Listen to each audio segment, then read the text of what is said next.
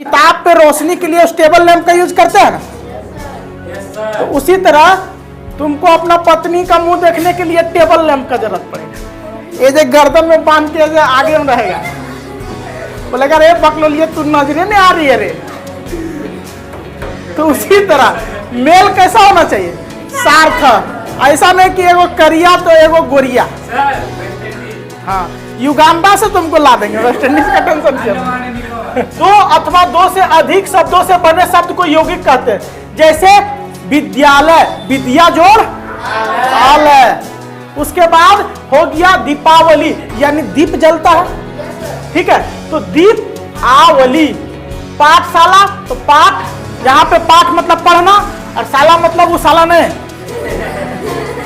ठीक है। शाला मतलब जहाँ पे बहुत सारा विद्यार्थी जुड़े, ठीक है, वही हुआ पाठशाला। एगो हिमालय, तो हिम मतलब बर्फ, हिम मतलब, और आला मतलब घर। तो बर्फ का घर को क्या बोलेंगे?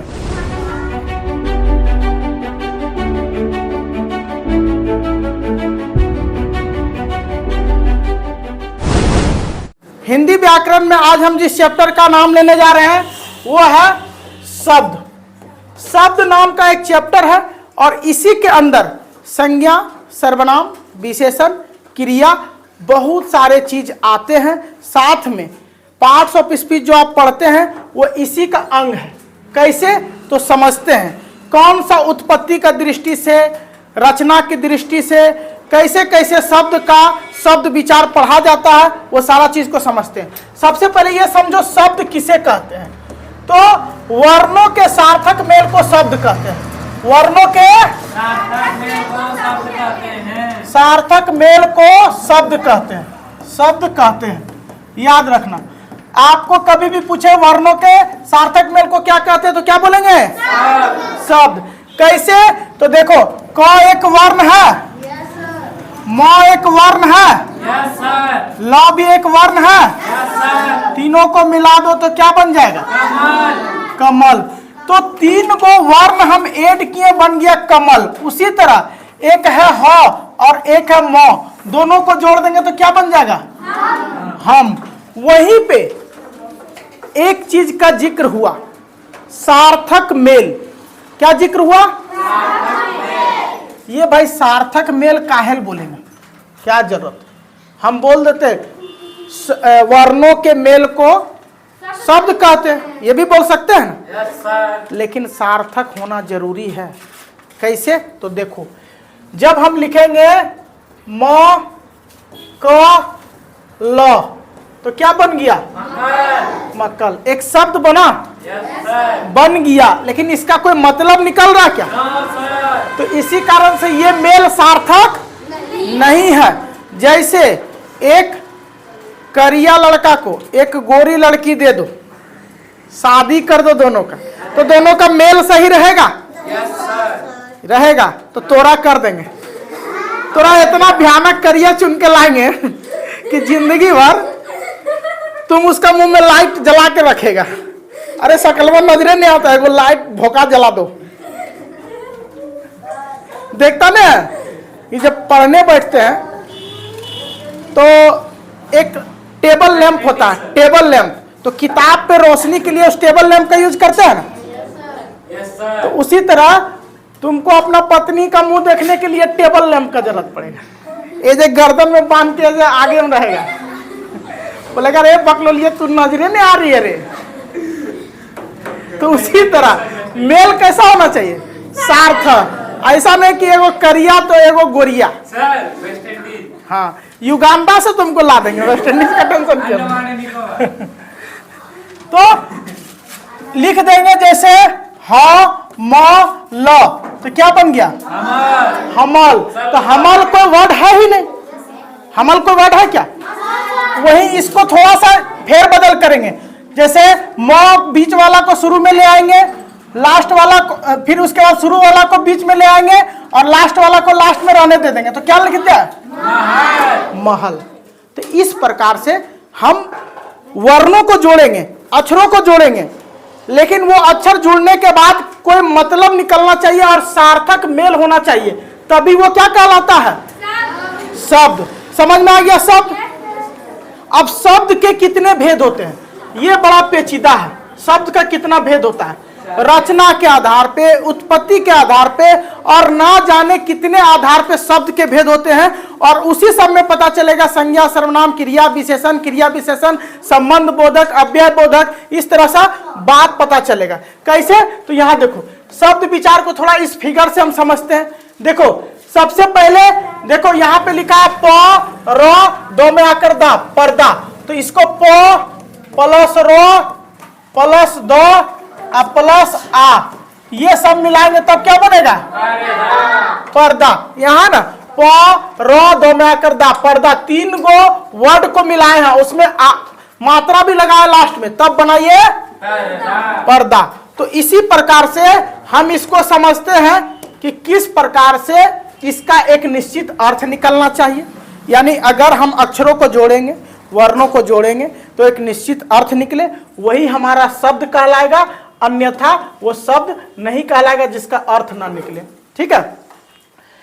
अब यदि हम इन्हीं शब्दों के वर्णों को कर्ण में बदल कर लिखें, जैसे देखो यहां पर्दा लिखा, यहां दर्पा लिख दिया, तो इसका कोई अर्थ बना? यहां लिखा कैंची, यहां लिख दिया चीके, तो कोई अर्थ निकला? तो जो अभी हम पहले बता रहे थे वो सब देखो यहां पे हो रहा है। ठीक है। आगे देखो शब्दों के कितने भेद होते हैं? तो शब्दों के 4 प्रकार से भेद लिखे जाते हैं, 4 प्रकार से। पहले प्रकार को बोलते हैं अर्थ के आधार पर, दूसरे प्रकार को बोलते हैं प्रयोग के आधार पे, तीसरे को बोलते हैं रचना के आधार पे, और चौथे को बोलते हैं उत्पत्ति के आधार पे। तो तेजी से देखते हैं क्योंकि वीडियो काफी लंबा हो जाएगा। 4 प्रकार से हमको शब्दों के भेद पढ़ना है। ठीक है। तो देखो अर्थ के आधार पे शब्द के 2 भेद होते हैं, एक होता है सार्थक और दूसरा होता है निरर्थक। क्या होता है?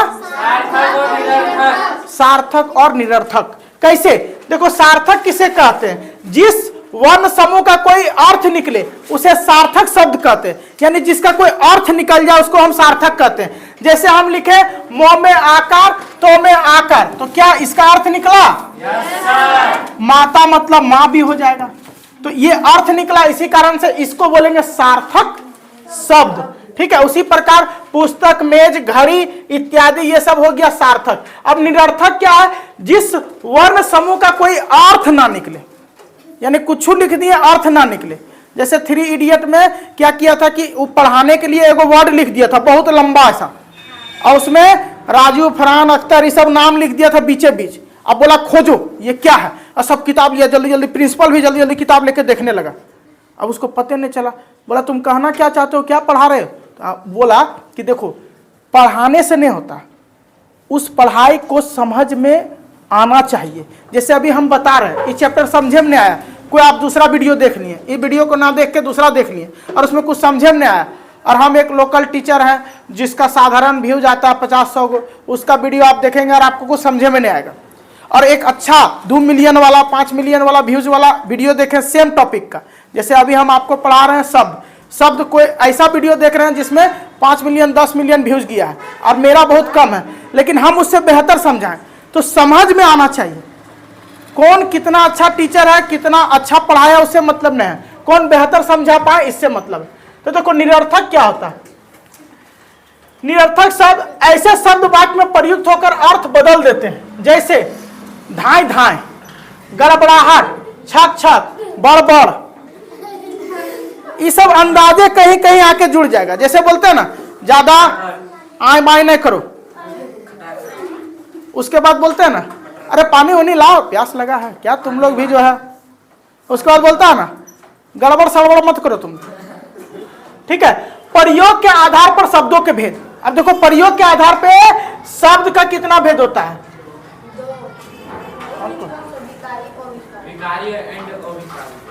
ये होता है विकारी और अविकारी, विकारी शब्द और अविकारी शब्द। ये क्या है विकारी अविकारी? समझो, विकारी शब्द इसके अंदर आ जाएगा संज्ञा, सर्वनाम, क्रिया और विशेषण। क्या क्या आ जाएगा विकारी में? क्लियर है? Yes sir. अब देखो विकारी शब्दों को समझते हैं। विकारी शब्द किसे कहते हैं? वे शब्द जिनका रूप लिंग वचन कारक आदि के कारण बदल जाता है, जिसका रूप बदल जाता है उसे हम कहते हैं विकारी शब्द। जैसे हम लिखे बालक, तो बालक संज्ञा है ना, इसमें कर सकते हैं बालकों, बालिकाओं, यानी एक से ज्यादा बालक को बोलते हैं बालकों। और स्त्री से पुरुष, पुरुष से स्त्री, जैसे बालक पुरुष जाति का बोध कराता है, अब बालिकाएं स्त्री जाति, तो इसका रूप बदलता है ना। तो जिसका रूप बदले, संज्ञा का रूप बदलेगा। सर्वनाम में भी देखना, जैसे रहेगा तुम, तो इसका हो जाएगा तुम लोग। मैं, तो मैं का बदल जाएगा हम या हम लोग। वह, वे, हमारा, हम सब का। तो जिसका रूप बदले उसको बोलेंगे क्रिया। क्रिया का भी रूप बदल जाता है, विशेषण का भी रूप बदल जाता है। जैसे सुंदर, अति सुंदर। उसके बाद अच्छा, बहुत अच्छा, रूप बदला। उसके बाद क्रिया, क्रिया का भी रूप बदलता है। जैसे टेंस पढ़े हैं ना, एक दो नहीं बल्कि 5 तरह से क्रिया का रूप बदलता है, जिसको हम बोलते हैं वर्ब 1, वर्ब 2, वर्ब 3, वर्ब 4 और वर्ब 5। वर्ब 1 में जैसे लिखे हैं पढ़ना, यानी पढ़ना, तो इसको क्या बोलेंगे? वर्ब 2 में पढ़ा। वर्ब 3 में पढ़ चुका, क्या बोलेंगे? वर्ब 4 में पढ़ रहा। वर्ब, तो कितना रूप चेंज हुआ? एक हम बोल रहे पढ़ना, एक हम बोल रहे पढ़ा, एक हम बोल रहे पढ़ चुका, एक हम बोल रहे पढ़ रहा, एक हम बोलेंगे पढ़ेगा। तो रूप चेंज हो रहा ना। तो जिसका रूप चेंज हो उसको बोलते हैं विकारी शब्द। वही एक होता है अविकारी शब्द। क्या होता है? अविकारी शब्द, जिसका रूप नहीं बदलता। जैसे क्रिया विशेषण, संबंध बोधक, संयोजन, विस्मयादि। ठीक है, यहां पे 100 छूट गया है। संयोजक और विस्मयादि बोधक, इन सबों का रूप चेंज नहीं होता है। बोलेंगे कैसे? तो बताते हैं बाबू कैसे। जैसे एक वर्ड ले लो, यहां पे लिखा है पर, टेबल पर कलम है, तो पर के जगह घर लिख सकते हैं कि? पर को परो कर सकते हैं कि? पर को परी कर सकते हैं कि? नहीं करेंगे। करेंगे तो अर्थ चेंज हो जाएगा। तो इस तरह से हम एक सिर्फ किसका लिए? संबंध बोधक का सिर्फ एक लिए, प्रीपोजिशन का। तो इसका किसी का चेंज नहीं होगा। तुम देख लेना सेट करके, क्रिया विशेषण, संबंध बोधक। जैसे अति सुंदर, अब अति सुंदर को और कितना चेंज करेगा? ठीक है, तो इसी कारण से क्रिया विशेषण, संबंध बोधक, संयोजन और विस्मयादि बोधक का चेंज नहीं होता। इसको एक और चीज बोलते हैं जिसका नाम है अव्यय। इसको एक और चीज बोलते हैं, किसको? अविकारी को। अविकारी को एक और चीज बोलते हैं जिसका नाम है अव्यय। समझ में आ गया?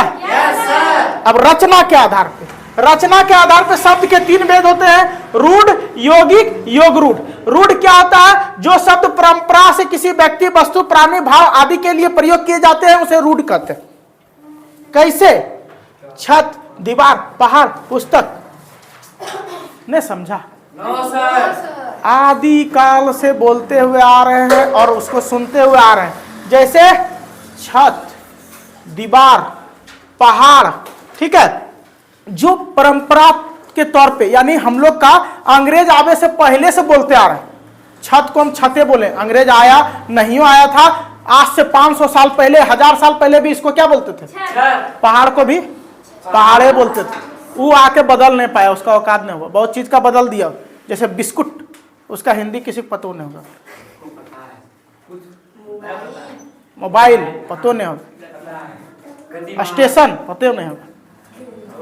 तो इसी तरह अंग्रेज कुछ आया दे दिया, लेकिन रूढ़ का नहीं बता पाया। अब देखो यौगिक क्या है? यौगिक समझते हैं, 2 अथवा 2 से अधिक शब्दों से बने शब्द को यौगिक कहते हैं। जैसे विद्यालय, विद्या जोड़ आलय। उसके बाद हो गया दीपावली, यानी दीप जलता है। ठीक है, तो दीप आवली। पाठशाला, तो पाठ, यहाँ पे पाठ मतलब पढ़ना और शाला मतलब वो शाला नहीं, ठीक है, शाला मतलब जहाँ पे बहुत सारा विद्यार्थी जुड़े, ठीक है, वही हुआ पाठशाला। एगो हिमालय, तो हिम मतलब बर्फ, हिम मतलब और आला मतलब घर, तो बर्फ का घर को क्या बोलेंगे? हिमालय।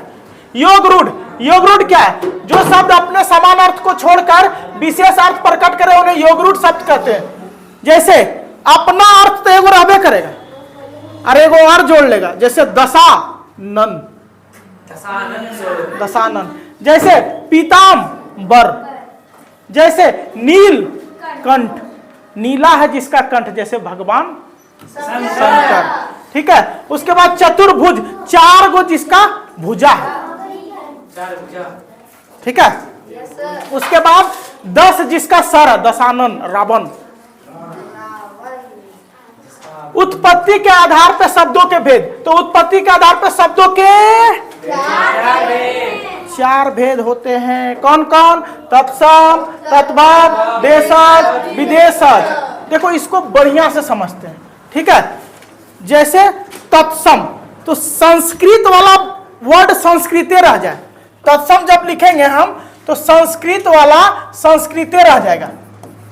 जैसे उदाहरण के तौर पे पत्र, तो पत्र को हम पत्र ही छोड़ देते हैं, ठीक है, तत्सम में, ठीक है। गुरु, तो गुरु को गुरु ही लिख के छोड़ देते हैं। लेकिन संस्कृत से जिसका हिंदी में कन्वर्ट कर दे, संस्कृत से जिसका हिंदी में कन्वर्ट कर दे, जैसे उदाहरण के तौर पे बोलेगा अग्नि, क्या बोलेगा? अग्नि, तो क्या बन जाएगा? आग। मातृ, माता, ठीक है। गृहिणी, घर वाली, तो ये सब हो जाएगा जिसका संस्कृत से कन्वर्ट कर दे, किस में? हिंदी में, उसको बोलेंगे तत्भव। और जिसका संस्कृत से संस्कृत रह जाए, जैसे गुरु, तो गुरु संस्कृत रह जाएगा। अखबार, अखबार संस्कृत रह जाएगा। तो उसका जिसका चेंज नहीं होता, संस्कृत से चेंज नहीं करते। क्लियर हुआ यहाँ तक?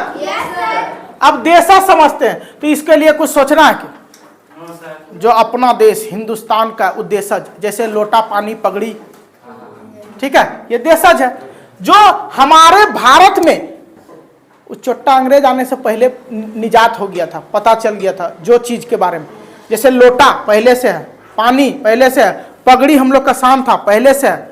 तो जो भारतीय हिंदुस्तानी नाम दिया और उस नाम को आज तक लेते आ रहे हैं, उसको बोलते हैं देशज। जैसे खिड़की, पगड़ी, लकड़ी, शीशा, लड़का, लकड़ी, बकड़ी, छगड़ी, ठीक है, सब किस में आ जाएगा?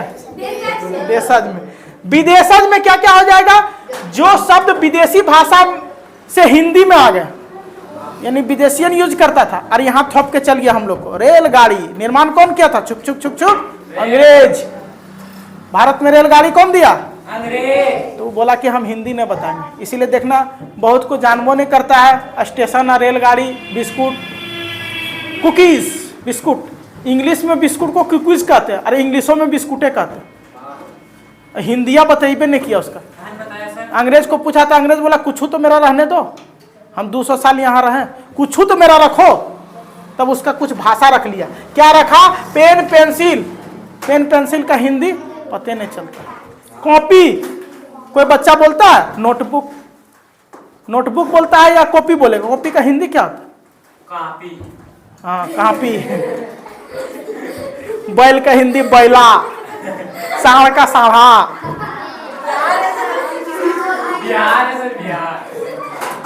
बचपन में इसीलिए तो हम लोग को पूछता था, हवा बहता है कि हवा बहती है? ठीक बोली वो, हवा बहे। हम लोग का बिहार में क्या हवा बहे। तो उसी तरह पेंसिल का पेंसिल बा, हम बिहारी में बोलेंगे। पेन का पेनमा, ठीक है। उसके बाद अमन का अमनमा।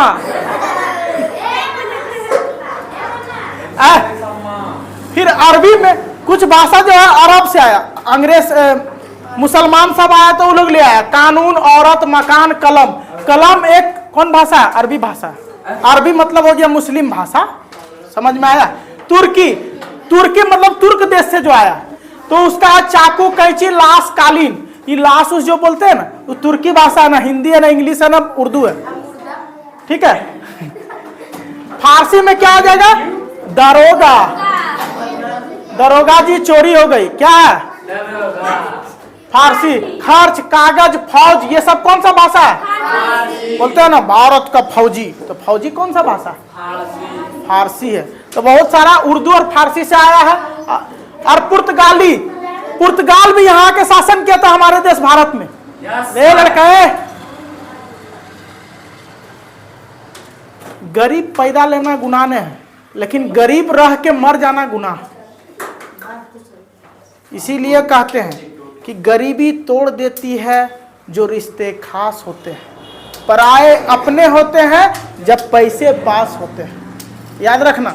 इसीलिए गरीब रहेगा तब जब लक्षणियां दिखाएगा गरीब वाला। और जैसा लक्षण देख रहे हैं कि नहीं देना चाहिए बदुआ, लेकिन लक्षणियां देख के बता देता कि सर बदुआ दइए दीजिए, चाहे जे हो जाए, ठीक है। चलो देखो, पुर्तगाली से आया तौलिया, पिस्तौल, कमरा, गमला आदि। तो उम्मीद है कि यहां तक आपको समझ में आया होगा कि आखिर हम लोग जो चैप्टर पढ़ रहे हैं उस चैप्टर में शब्द के कितने भेद हैं और शब्दों के भेदों के कितने भेद हैं, ठीक है। तो आशा करते हैं कि आप लोग को आज का यह वीडियो समझ में आया होगा और शब्द और उसके सभी भेदों को भी समझे होंगे। फिलहाल आज के लिए इतना ही। अगले वीडियो में हम लेकर मिलेंगे संज्ञा चैप्टर को।